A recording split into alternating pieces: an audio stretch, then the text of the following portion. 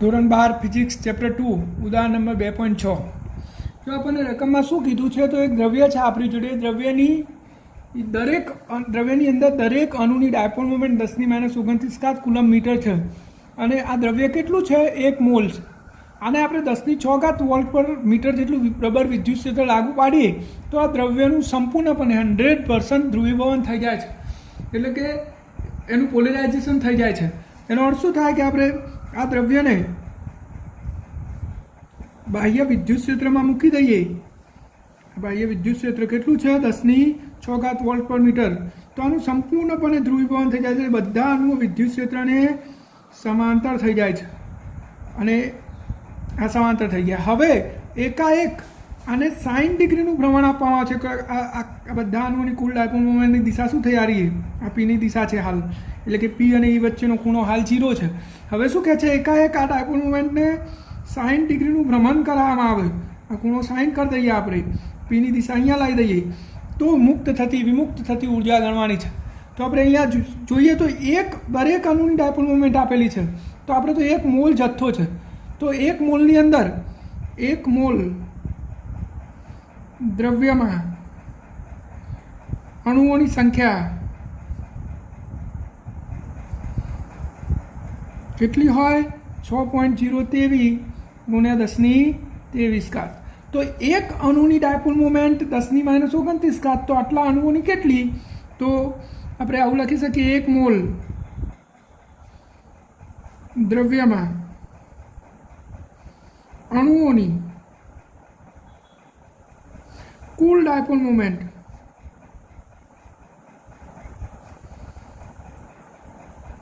પી બરાબર 1ની આટલી તો આટલાની કેટલી તો 6.023 ગુણ્યા 10⁻23 ગુણ્યા 10⁻29 therefore 6.023 ગુણ્યા 10⁻100 કુલમ મીટર આ કુલ ડાયપોલ મોમેન્ટ આવી ગઈ આખા દ્રવ્યની આ એક જ અણુની આપેલી હતી આપણે 1 મોલ દ્રવ્યની વાત કરીએ છીએ એટલે 1 મોલ દ્રવ્યની કુલ ડાયપોલ મોમેન્ટ કેટલી આવી 6.023 ગુણ્યા 10⁻6 કુલમ મીટર હવે આપણે અહીંયા ડાયપોલ મોમેન્ટ પહેલાં વિદ્યુત ક્ષેત્રને સમાંતર હતી 60 ડિગ્રીના ખૂણે થઈ તો વિમુક્ત થતી ઉર્જા કેટલી એ ગણવાનું છે તો વિમુક્ત થતી ઉર્જા એટલે જો આપણે આવું કહી શકીએ કાર્ય W બરાબર ડેલ્ટા યુ આ જે કાર્ય છે એ ઉર્જા સ્વરૂપે ઉત્સર્જિત થશે તો ડેલ્ટા યુ એટલે U2 માઇનસ U1 અને સ્થિતિ ઉર્જાનું સૂત્ર આપણને ખબર છે શું થાય PE cos θ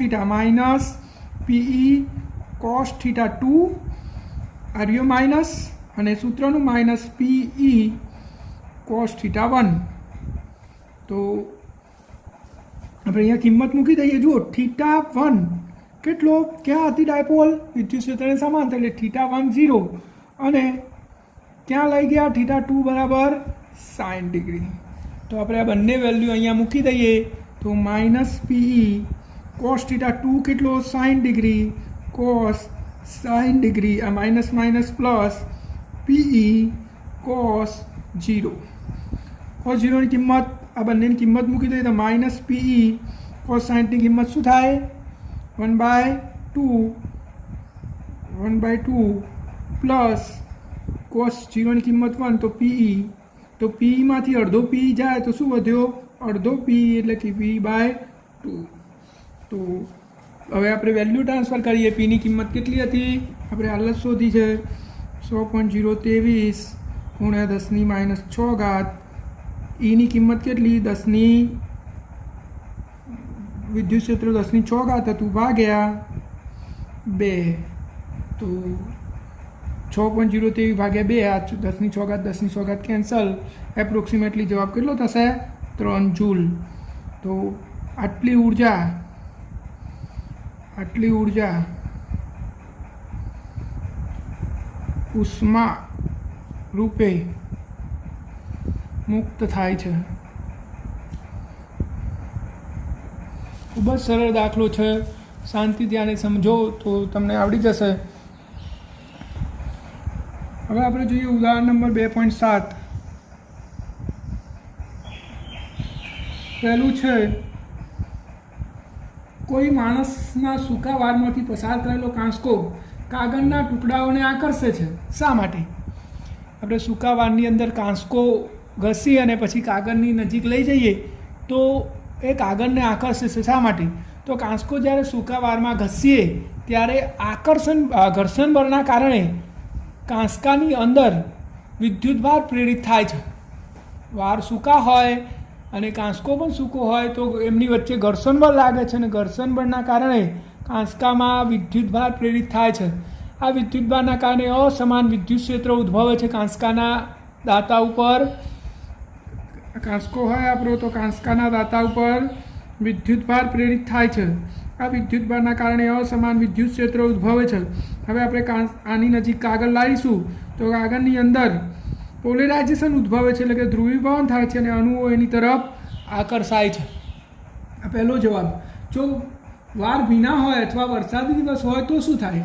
તો જો વાર ભીના હોય તો કાંસકાના અને વારની વચ્ચે ઘર્ષણ બળ ઉદ્ભવતું નથી, પરિણામે વિદ્યુતભાર પ્રેરિત થતો નથી અને વિદ્યુતભાર પ્રેરિત ના થાય તો એ કાગળને આકર્ષી શકતો નથી. એવી જ રીતે બી, સામાન્ય રબર અવાહક છે પરંતુ વિમાનના વિશિષ્ટ રબરના ટાયરો સહેજ સુવાહક બનાવવામાં આવે છે. આવું શા માટે જરૂરી છે? આ વિમાનના ટાયરો રબરના હોય છે પરંતુ એની ધાર ઉપર સુવાહક લેયર રાખવામાં આવે છે. કેમ? તો જ્યારે ટાયર ફરતું હોય ત્યારે ઘર્ષણ બળના કારણે વિદ્યુતભાર પ્રેરિત થાય છે. આ વિદ્યુતભારના કારણે અકસ્માત થવાનો, એટલે કે ઘર્ષણના કારણે આગ પકડવાનો પ્રશ્ન થાય, પરિણામે અકસ્માત થાય છે. એટલે એને નિવારવા માટે આ ધારને જો સુવાહક બનાવવામાં આવે તો આ વિદ્યુતભાર જમીનમાં વહન પામી જાય છે. જો અવાહક હોય તો વિદ્યુતભાર વહન પામી શકે ને, એટલે વધારાનો વિદ્યુતભાર ઘર્ષણના કારણે ઉત્પન્ન થયેલો વિદ્યુતભાર આ સુવાહક લેયર વડે જમીનમાં પસાર થઈ જાય છે.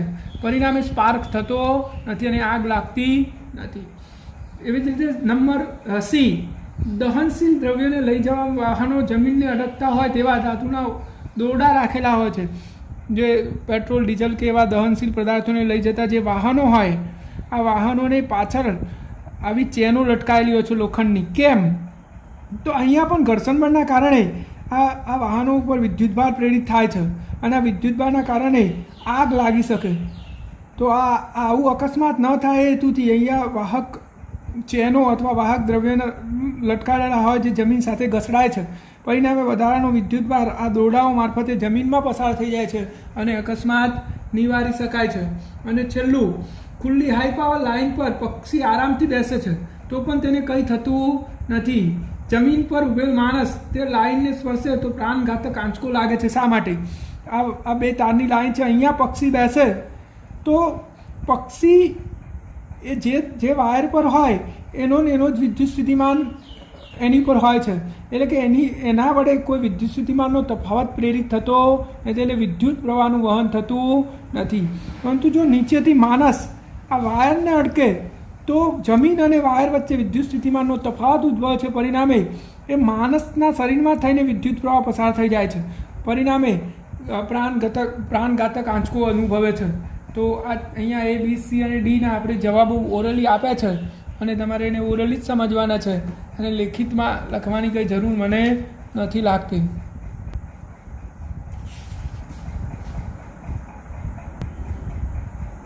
હવે આપણે જોઈએ સ્વાધ્યાયની અંદર સ્વાધ્યાય 2.18 જે સ્થિતિ ઉર્જાને અનુરૂપ દાખલો છે એટલા માટે આપણે જોઈ લઈએ. હાઇડ્રોજન પરમાણુમાં ઇલેક્ટ્રોન અને પ્રોટોન 0.53 એંગસ્ટ્રોમ અંતરે એકબીજા સાથે બંધિત અવસ્થામાં છે. તો ઇલેક્ટ્રોન અને પ્રોટોન વચ્ચેના અનંત અંતર માટે સ્થિતિ ઉર્જા 0 લઈ આ તંત્રની સ્થિતિ ઉર્જા EVમાં ગણો. હાઇડ્રોજન પરમાણુમાં એક ઇલેક્ટ્રોન છે, આ ન્યુક્લિયસનો પ્રોટોન, આ બે વચ્ચેનું અંતર 0.53 એંગસ્ટ્રોમ છે. તો આ તંત્રની આપણે સ્થિતિ ઉર્જા ગણવાની છે. તો ઇલેક્ટ્રોન અને પ્રોટોનના તંત્રની સ્થિતિ ઉર્જાનું સૂત્ર શું છે? U બરાબર K Q1 Q2/R. તો આપણે કિંમતો મૂકી દઈએ. જો K Q1 એટલે ઇલેક્ટ્રોનનો વીજભાર માઇનસ E, પ્રોટોનનો વીજભાર પ્લસ E અને બે વચ્ચેનું અંતર. ત્યારબાદ માઇનસ કે E સ્ક્વેર બાય R. ત્યારબાદ U is equal to minus કેની કિંમત 9 ઇન્ટુ 10⁻9, Eની કિંમત 1.6 ઇન્ટુ 10⁻19 સ્ક્વેર બાય આરની કિંમત 0.53 એમસ્ટ્રોંગ એટલે 10⁻10. આપણે આને કેલ્ક્યુલેટ કરીએ. આપણે અહીંયા વેલ્યુ ટ્રાન્સફર કરી છે, કેલ્ક્યુલેટ કરી દઈએ કેલ્ક્યુલેટરમાં તો આપણો જવાબ શું છે 43.47 અને ઘાત થશે આ 10⁻+19 અને આ 10⁻−19 તો 38 એટલે 10⁻19 ઘાત માઇનસ આ જૂલમાં જવાબ આવ્યો, આટલા જૂલ ઉર્જા થશે. હવે ઈવીમાં ફેરવવું હોય તો યુ બરાબર -43.47 ગુણ્યા 10⁻19 ઘાત. ઈવીમાં ફેરવવા માટે આપણે શું કરીએ છીએ 1.6 ગુણ્યા 10⁻19 ઘાત વડે ભાગાકાર કરીશું તો ભાગ્યા 1.6 જવાબ થયો 27.16. તો યુ બરાબર -27.16 EV. આ ઇલેક્ટ્રોન અને પ્રોટોનના તંત્રની સ્થિતિ ઉર્જા થઈ ગઈ. કેટલી થઈ -27.16 EB. બીમાં શું કહ્યું છે એને ઇલેક્ટ્રોનને મુક્ત કરવા માટે કેટલું લઘુત્તમ કાર્ય કરવું પડે અને તેની કક્ષામાં ગતિ ઉર્જા મેળવેલી સ્થિતિ ઉર્જા કરતાં અડધી છે તેમ આપેલ છે. તો પહેલી વસ્તુ એ સમજી લઈએ કે ઇલેક્ટ્રોનને મુક્ત કરવાનો છે. ક્યાંથી? તો ઇલેક્ટ્રોનના પ્રોટોનના બંધનમાં છે. ન્યુક્લિયસની આજુબાજુ જે કક્ષામાં ઇલેક્ટ્રોન પરિભ્રમણ કરતો હોય આ ન્યુક્લિયસના બંધનમાં હોય, એના બંધનમાંથી એને મુક્ત કરાવવાનો છે. અને મુક્ત કરાવવો હોય તો એની જે કુલ ઉર્જા હોય બંધનમાં છે તો કુલ ઉર્જા ઋણ હોય, એની કુલ ઉર્જા શૂન્ય થાય એટલે એ મુક્ત થઈ જાય. તો સૌથી પહેલાં આપણે કુલ ઉર્જા ગણવી પડે. હવે કુલ ઉર્જા ગણવા માટે આપણે અહીંયા એને આપ્યું છે કે ગતિ ઉર્જા કે એની કુલ ઉર્જાની અડધા મૂલ્યની છે. ગતિ ઉર્જા હંમેશા ધન જ હોય, ગતિ ઉર્જા ઋણ હોઈ શકે નહીં. તો આપણી આ સ્થિતિ ઉર્જાના અડધા મૂલ્યની છે. સ્થિતિ ઉર્જા કેટલી છે આપણી એપ્રોક્સિમેટલી 27.16 છે અને એવું 27.2 એપ્રોક્સિમેટલી કહી શકું ભાગ્યા 2. તો ટોટલ કેટલી થશે 27.2 ભાગ્યા 2 એટલે થશે 13.6 EV. આટલી ગતિ ઉર્જા છે. તો હવે આપણે કુલ ઉર્જા શોધી દઈએ. તો કુલ ઉર્જા E બરાબર K પ્લસ યુ. કે કેટલી 13.6 અને યુ કેટલી -27.2. તો વધશે -13.6 EV. આ આપણી કુલ ઉર્જા આવી ગઈ. તો હવે ઇલેક્ટ્રોનને મુક્ત કરાવવો હોય તો એની કુલ ઉર્જા શૂન્ય હોવી જોઈએ. ઇલેક્ટ્રોનને મુક્ત કરવા માટે કુલ ઉર્જા શૂન્ય થવી જોઈએ. તો શૂન્ય થવા માટે ઉર્જા કેટલી જોઈશે? તો તેથી ઇલેક્ટ્રોનને +13.6 EV ઉર્જાની જરૂર પડે. આપણો બીનો જવાબ શું થશે? એને મુક્ત કરવા માટે કેટલી ઉર્જા જોઈશે? 13.6 EV. હવે સીમાં શું કહ્યું છે આપણને? એને સીમાં એવું કહ્યું છે કે બંને વચ્ચેના 1.06 એમસ્ટ્રોંગ અંતર માટે સ્થિતિ ઉર્જા શૂન્ય લેવામાં આવે. આપણે 1.06 એમસ્ટ્રોંગે જ્યારે ઇલેક્ટ્રોન અને પ્રોટોન હોય, ઇલેક્ટ્રોન અને પ્રોટોન 1.06 એમસ્ટ્રોંગ અંતરે હોય ત્યારે સ્થિતિ ઉર્જા શું લેવાની છે? શૂન્ય. તો ઉપરના એ અને બી માટેના જવાબો શું થશે? હવે ફરીથી આ બે વસ્તુ માટે જવાબ આપવાનો છે કે એની ગણતરી શું થશે. તો આપણે 0.53 એમસ્ટ્રોંગ અંતરે સ્થિતિ ઉર્જા ગણી હતી. કેટલી હતી સ્થિતિ ઉર્જા? U1 ઇઝ ઇક્વલ ટુ કેટલી હતી? -27.16 EV એટલે કે એપ્રોક્સિમેટલી 27.2 EV ઉર્જા હતી. હવે આપણે 1.06 એમસ્ટ્રોંગ એ સ્થિતિ ઉર્જા પહેલાં ગણીએ કેટલી થાય છે. જ્યાં શૂન્ય ગણવાની છે પણ આપણે હાલ ગણીએ કેટલી થાય. તો U2 બરાબર કે -K² ભાગ્યા R. આરની કિંમત આપણે કેટલી લેવાની છે? 1.06 એમસ્ટ્રોંગ. તો અહીંયા કિંમતો મૂકી દઈએ તો -9 × 10⁹ 1.6 × 10⁻19 એનો વર્ગ ભાગ્યા 1.06 એમસ્ટ્રોંગ એટલે 10⁻10. આપણે કેલ્ક્યુલેશન કરી દઈએ. આ જવાબ આવે -21.73 ગુણ્યા 10⁻19 જૂલ. હવે આને આપણે ઈવીમાં ફેરવીએ તો U2 બરાબર -21.73 ગુણ્યા 10⁻19 ભાગ્યા 1.6 ગુણ્યા 10⁻19. તો 21.73 ભાગ્યા 1.6 જવાબ થશે 13.58 EV માઇનસ આટલી ઉર્જા થઈ, એટલે કે એપ્રોક્સિમેટલી 13.6. તો U2 બરાબર એપ્રોક્સિમેટલી 13.6 EV ઉર્જા થઈ. આ U2 થયો. તો આ બે વચ્ચે બે અંતર વચ્ચે એટલે કે 0.53 એમસ્ટ્રોંગ અને 1.06 એમસ્ટ્રોંગ, આ બે અંતર વચ્ચે સ્થિતિ ઉર્જાનો તફાવત કેટલો? તો સ્થિતિ ઉર્જાનો તફાવત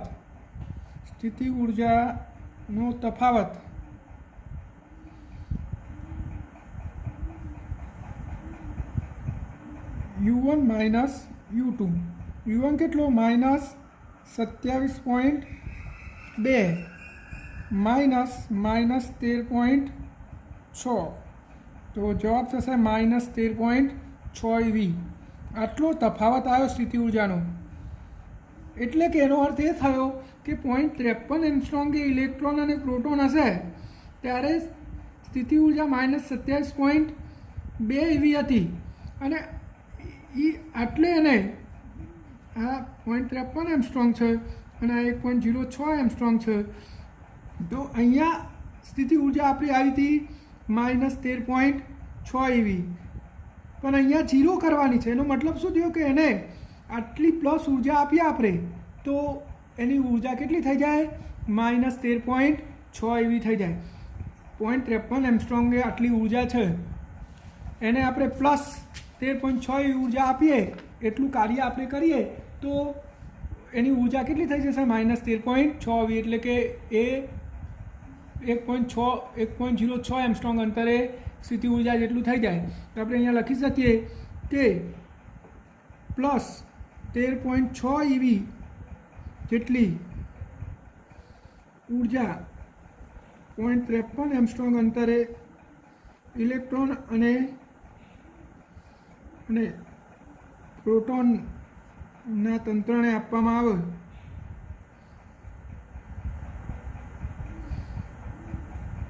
તો તેની ઉર્જા -13.6 EV થાય, જે ઇલેક્ટ્રોન અને પ્રોટોન વચ્ચે 1.06 એમસ્ટ્રોંગ અંતરે છે. તો આપણે કેટલું કાર્ય કરવું પડશે? તેથી 13.6 EV જેટલું કાર્ય કરવું પડે.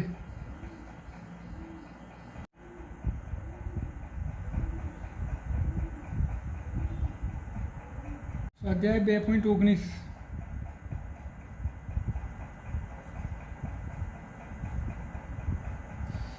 H2 અણુના બેમાંથી એક ઇલેક્ટ્રોન દૂર કરવામાં આવે તો આપણને હાઇડ્રોજનના આણ્વિક આયન H2+ મળે. H2+ની ધારાસ્થિતિમાં બે પ્રોટોન વચ્ચેનું અંતર લગભગ 1.5 એમસ્ટ્રોંગ છે અને ઇલેક્ટ્રોન દરેક પ્રોટોનથી લગભગ 1 એમસ્ટ્રોંગ અંતરે છે. આ તંત્રની સ્થિતિ ઉર્જા શોધો. સ્થિતિ ઉર્જાનું શૂન્ય માટે તમારી પસંદગી જણાવો. તો આપણને શું કીધું છે? H2 અણુના બેમાંથી એક ઇલેક્ટ્રોનને દૂર કરવામાં આવે તો વધશે શું? બે પ્રોટોન અને એક ઇલેક્ટ્રોન. બે પ્રોટોન, એક પ્રોટોન, આ બીજો પ્રોટોન અને એક ઇલેક્ટ્રોન વધશે. હવે બે પ્રોટોન વચ્ચેનું અંતર, આ જે અંતર છે એ 1.5 એમસ્ટ્રોંગ છે અને ઇલેક્ટ્રોનથી પ્રોટોનનું અંતર એ 1 એમસ્ટ્રોંગ છે. તો આ તંત્રની સ્થિતિ ઉર્જા આપણે ગણવાની છે. તો બે પ્રોટોન અને એક ઇલેક્ટ્રોન વડે બનેલા તંત્રની સ્થિતિ ઉર્જા તો આપણે આ રીતે ગણી શકીએ. U1 બરાબર ઇલેક્ટ્રોન અને એક પ્રોટોન ની સ્થિતિ ઉર્જા, એટલે કે આ એક તંત્ર બન્યું. એવી જ રીતે એક ઇલેક્ટ્રોન અને બીજા પ્રોટોનની, અને આપણે U2 કહી દઈએ તો U2 બરાબર ઇલેક્ટ્રોન અને બીજા પ્રોટોનની સ્થિતિ ઉર્જા. એવી જ રીતે આ એક બીજું તંત્ર બન્યું. એવી રીતે આ ત્રીજું તંત્ર બનશે, બે પ્રોટોનનું તંત્ર. બે પ્રોટોનની સ્થિતિ ઉર્જા. તો કુલ સ્થિતિ ઉર્જા શું થશે? તેથી કુલ સ્થિતિ ઉર્જા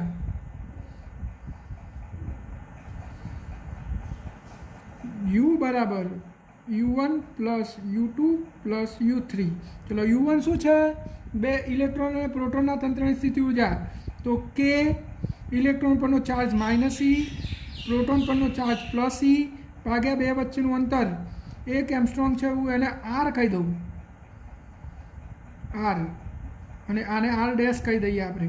તો આ R પ્લસ બીજા ઇલેક્ટ્રોન અને બીજા પ્રોટોનની સ્થિતિ ઉર્જા. તો એ પણ શું થશે? K ઇલેક્ટ્રોનનો ચાર્જ -E, પ્રોટોનનો ચાર્જ +E ભાગ્યા બે વચ્ચેનું અંતર R, પ્લસ બે પ્રોટોનની સ્થિતિ ઉર્જા.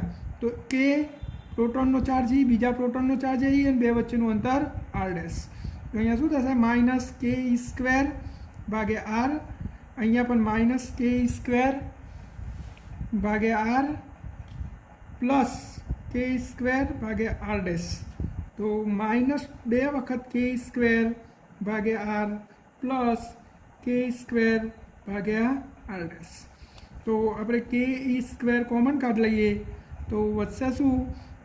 -2/R plus 1/R dash. હવે આપણે વેલ્યુ ટ્રાન્સફર કરીએ તો Kની કિંમત 9 × 10⁹ Eની કિંમત 1.6 × 10⁻⁹ અને એનો વર્ગ કૌંસમાં -2 ભાગ્યા Rની કિંમત 1 એંગસ્ટ્રોમ છે એટલે 10⁻10 પ્લસ પેલું 1.5 એંગસ્ટ્રોમ છે એટલે 1.5 × 10⁻10. હવે આપણે કેલ્ક્યુલેટ કરીએ અને અહીંયા 1.6 × 1.6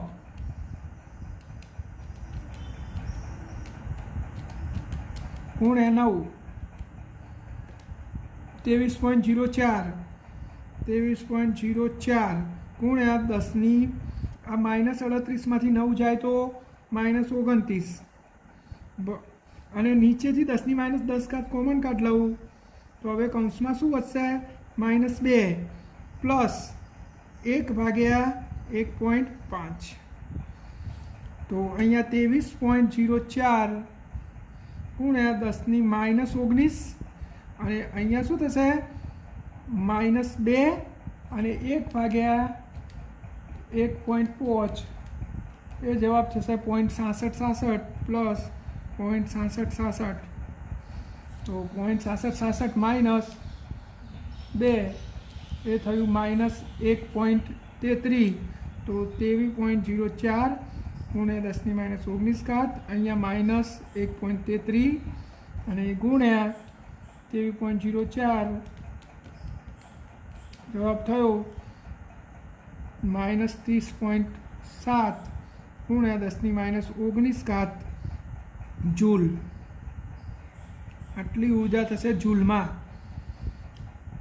કુલ ઉર્જા. એને તમારે ઈવીમાં ફેરવવું હોય તો ઈવીમાં ફેરવવા માટે આપણે એને 1.6 × 10⁻19 વડે ભાગી શકીએ. તો એને આપણે 1.6 × 10⁻19 વડે ભાગી દઈએ તો U બરાબર -30.7 ગુણ્યા 10⁻19 ભાગ્યા 1.6 × 10⁻19 તો 19.2 EV આ આપણી સ્થિતિ ઉર્જા આવી ગઈ. અને આપણને છેલ્લે એવું પૂછ્યું છે કે સ્થિતિ ઉર્જા શૂન્ય માટેની તમારી પસંદગી જણાવો. તો આપણે સ્થિતિ ઉર્જા અનંત અંતરે શૂન્ય ગણેલ છે. તો અનંત અંતરે સ્થિતિ ઉર્જા શૂન્ય ગણેલ છે. શું લખીશું? અનંત અંતરે સ્થિતિ ઉર્જા શૂન્ય ગણેલ છે.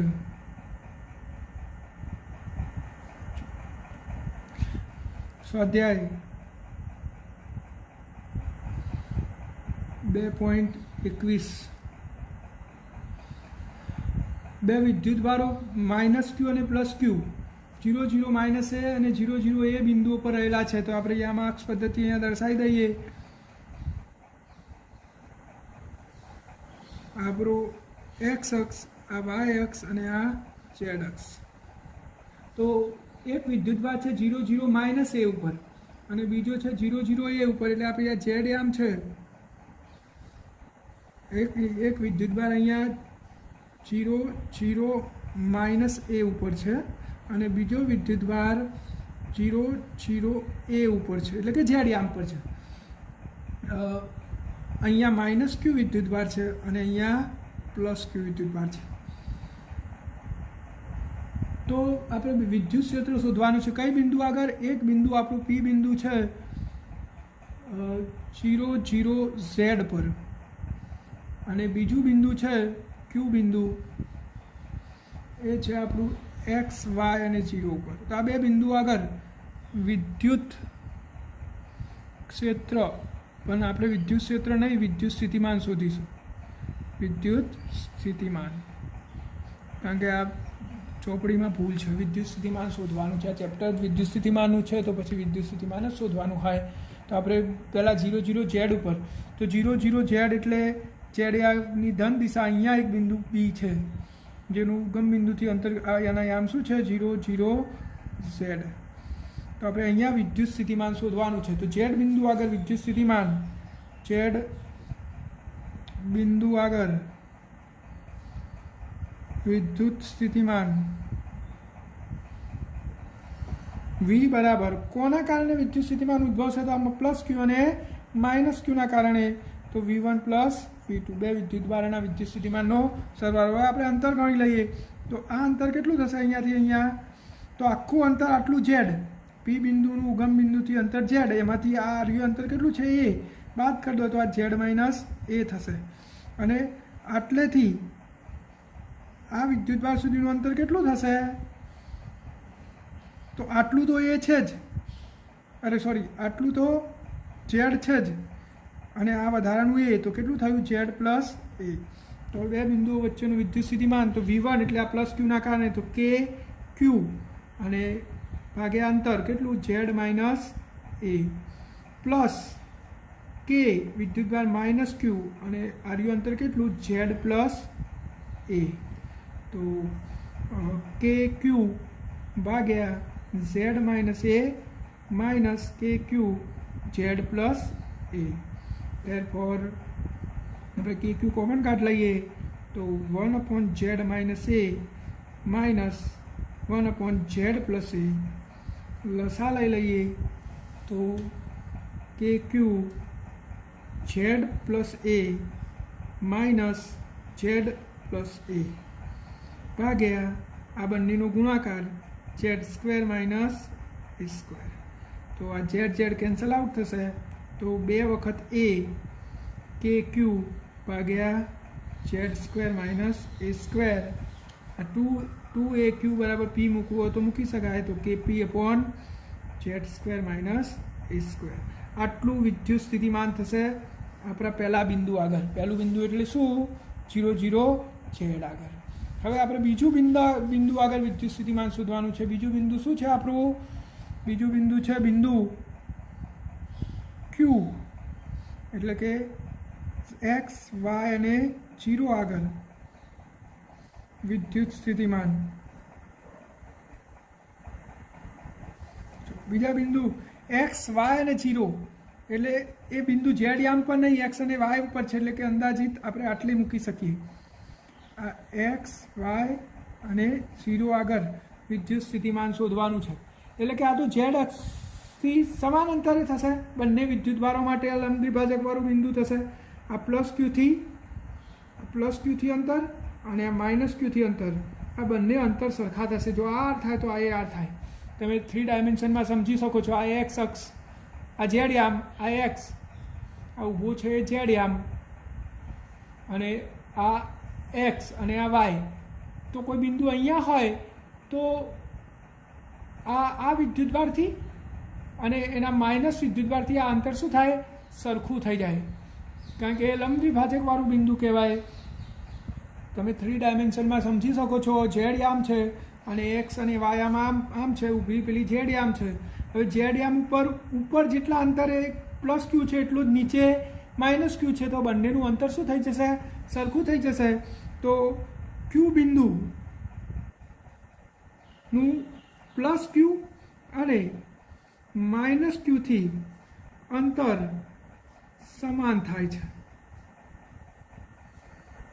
તો હવે વિદ્યુત સ્થિતિમાન V બરાબર V1 પ્લસ V2 કરીએ તો આ થશે કે ક્યુ અપોન આર અને આ થશે માઇનસ કે ક્યુ અપોન આર. તો વિદ્યુત સ્થિતિમાન શું થઈ જશે? 0 થઈ જશે. તો આ બીજા બિંદુ આગળ પણ આપણે વિદ્યુત સ્થિતિમાન ગણી લીધું. હવે સ્થિતિમાન ઉગમ બિંદુથી કોઈ બિંદુ અંતર આર પર, આર આપણું બી,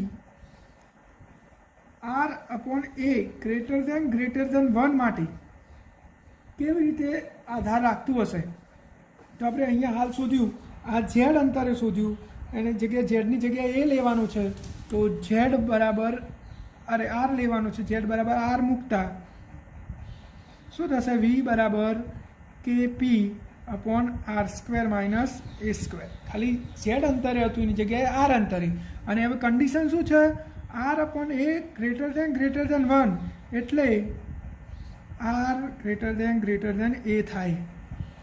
તો આપણે આર સ્ક્વેરની કમ્પેરમાં આર સ્ક્વેરની સાપેક્ષ એ સ્ક્વેરને અવગણી શકીએ અથવા તો અવગણતા, કારણ કે આર ખૂબ જ મોટો છે એની કમ્પેરમાં, તો આપણે એ સ્ક્વેરને અવગણી શકીએ. તો વી બરાબર કે પી અપોન આર સ્ક્વેર એટલે કે વી ચલે છે 1 અપોન આર. આપણો બી પૂરો થઈ ગયો. અને છેલ્લે આપણને એવું પૂછ્યું છે કે માર્ગ બદલી દીધો હોત તો આ કાર્યમાં કોઈ ફરક પડત? તો કાર્ય માર્ગ પર આધારિત નથી, એ પ્રારંભિક અને અંતિમ બિંદુના સ્થાન પર આધારિત છે, એટલે એમાં કોઈ ફરક પડત નહીં. અને આ વિડીયોમાં છેલ્લો દાખલો 2.22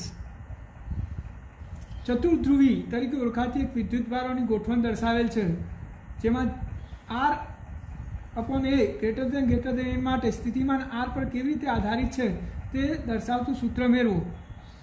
આપણે સૂત્ર મેળવવાનું છે. એક તંત્ર આપેલું છે જેને આપણે ચતુર્ધ્રુવી કહી શકીએ.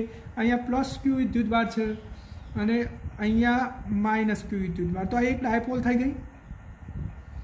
હવે અહીંયા એક બીજો માઇનસ ક્યુ વિદ્યુતભાર છે અને એક પ્લસ ક્યુ વિદ્યુતભાર અહીંયા છે, તો એક બીજી ડાયપોલ થઈ ગઈ. ટૂંકમાં અહીંયા -2 ક્યુ વિદ્યુતભાર થયો આ બિંદુ આગળ, આ પ્લસ ક્યુ અને આ બાજુ પ્લસ ક્યુ. તો આ જે તંત્ર બન્યું એને ચતુર્ધ્રુવી કહેવાય. આ અંતર એ છે, આ અંતર એ છે. તો આપણે આ બિંદુ આગળ અહીંયા કોઈ બિંદુ પી છે, અહીંયા આપણે આ ચતુર્ધ્રુવીના કેન્દ્રથી અંતર આપેલું છે આર. તો આ કેવી રીતે આનું વિદ્યુત સ્થિતિમાન બદલાય છે આપણે શોધવાનું છે. તો પી બિંદુ આગળ જો આ અંતર કેટલું થશે? આ અંતર તો આપણને ખબર પડી ગઈ આર. આ અંતર કેટલું થશે? તો આખું અંતર આર છે, એમાંથી એ બાદ કરી દો તો આર માઇનસ એ. અને આ પ્લસ ક્યુ વિદ્યુતભારથી અંતર કેટલું થશે? તો આટલું અંતર આર અને આ એ, તો કેટલું થશે? આર પ્લસ એ. તો હવે પી બિંદુ આગળ વિદ્યુત સ્થિતિમાન વી બરાબર V1 plus V2 plus V3. 3 વિદ્યુતભારો છે, એમના કારણે વિદ્યુત સ્થિતિમાન એમના બધાનો સરવાળો. V1 એટલે આના કારણે કેટલું થશે? તો કે વિદ્યુતભારનું મૂલ્ય ક્યુ ભાગ્યા અંતર કેટલું આટલેથી આટલું આર પ્લસ એ. V2 એટલે આ -2 ક્યુના કારણે, તો -2 કે ક્યુ ભાગ્યા અંતર કેટલું આર. અને છેલ્લું આના કારણે પ્લસ ક્યુ વિદ્યુતભારના કારણે, તો પ્લસ કે ક્યુ ભાગ્યા અંતર કેટલું આટલેથી આટલું આર માઇનસ એ. આટલું વિદ્યુત સ્થિતિમાન થશે. હવે આપણે આનું કેલ્ક્યુલેશન કરીએ તો પહેલાં તો કે ક્યુ કોમન કાઢ લઈએ તો 1 upon R plus A minus 2/r plus 1/r minus A. તો કે ક્યુ પ્લસ આ લઈ લઈએ એટલે કે આપણે અહીંયા ત્રણેયનો ચોકડી ગુણાકાર કરીશું. તો અહીંયા આર માઇનસ એ વડે ગુણાશે, -2 અહીંયા R plus A R minus A વડે ગુણાશે, અને છેલ્લું પદ આર પ્લસ એ ભાગ્યા R plus A R minus A. જો આને આ બે વડે ગુણવાનું, બેને આ બે વડે ગુણવાનું, અને આ એકને આ બે વડે ગુણવાનું, આપણો ચોકડી ગુણાકાર. તો હવે શું થશે કે ક્યુ અહીંયા આપણે ગુણી દઈએ તો r² માઇનસ RE. એવી જ રીતે અહીંયા શું થશે -2 આ R plus A R minus A એટલે r² માઇનસ a² થશે, પ્લસ અહીંયા ગુણાકાર કરી દઉં તો r² પ્લસ RE ભાગ્યા નીચે શું થશે r બે અવયવ છે r² minus a². therefore KQ આ minus RA plus RA cancel થઈ જશે, આ RA 2r² અને પેલું ગુણાકાર કરી દઈએ -2r² માઇનસ પ્લસ 2a² ભાગ્યા r² માઇનસ a². તો હવે શું થશે કે ક્યુ આ 2r² કેન્સલ થઈ જશે, તો કૌંસમાં શું વધશે 2a² ભાગાકારમાં r² માઇનસ a². હવે આપણને કન્ડિશન શું આપેલી છે? કન્ડિશન આપી છે r/a ગ્રેટર દેન 1, એટલે કે r greater than a. r એની કમ્પેરમાં ખૂબ જ મોટો છે, એટલે કે આપણે r² ની સાપેક્ષ a² ને અવગણતા. તો આપણા જવાબમાં આપણો જે જવાબ હતો એમાં a² ને અવગણી દઈશું, તો કે ક્યુ કૌંસમાં 2a² ભાગ્યા આ a² ને અવગણી લઈએ તો r ઘન વચ્ચેની છે. તો અહીંયા આપણું થઈ ગયું 2a² કે ભાગ્યા r ઘન. therefore v ચલે છે 1/r ઘન. તો આ સૂત્રના સ્વરૂપમાં આપણે જવાબ મેળવવાનો હતો. તો 1/r ઘનના સ્વરૂપમાં આ વિદ્યુત સ્થિતિમાન બદલાય છે.